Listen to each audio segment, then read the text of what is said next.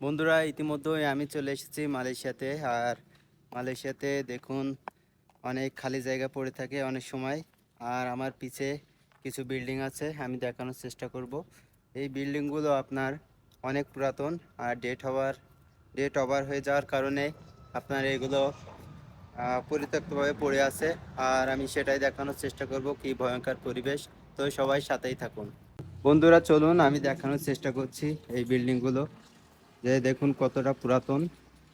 আর এগুলো, এখানে কোনো মানুষ বসবাস করে না এখন, অনেক পুরাতন। আর এর ভিতরটা দেখলে আসলে ভয়ঙ্কর পরিবেশ দেখুন।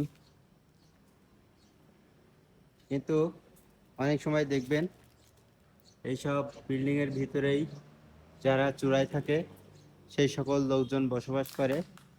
আর এই চূড়ায় মানুষগুলো খুবই কষ্টে জীবনযাপন করে, কারণ পুলিশের ভয়ে এখানে পলায় থাকে।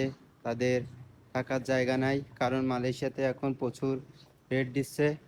এর এই ফলাফলে অনেক মানুষ এমন পুরাতন বিল্ডিংয়ে আপনার বসবাস করে। এখানে একটি লোক থাকে, অনেক সময় দেখা যায় এমন এই বিষয়ে, কার্টুন বিষয়ে তারা রাত্রি যাপন করে। তো আপনারা যেটাই বলেন না কেন, এইভাবে এই পুরাতন জায়গায় থাকতে অনেকে অনেক সমস্যার সম্মুখীন হয়, কারণ মালয়েশিয়াতে প্রচুর পরিমাণে সাপ আছে, আপনারা জানেন। সাপ, পুকুর, পোকামাকড় সবই আছে। তো যারাই মালয়েশিয়াতে আসেন না কেন, সবসময় কাগজপাতি নিয়ে থাকার চেষ্টা করবেন। ট্যুরিস্টে আসবেন না। ট্যুরিস্টে যদি আসতে চান, সবসময় বলে আমি ঘোরার জন্য আসবেন। তাছাড়া ট্যুরিস্টে যদি আসেন তাহলে অনেক সমস্যায় পড়তে হবে অনেক সময়।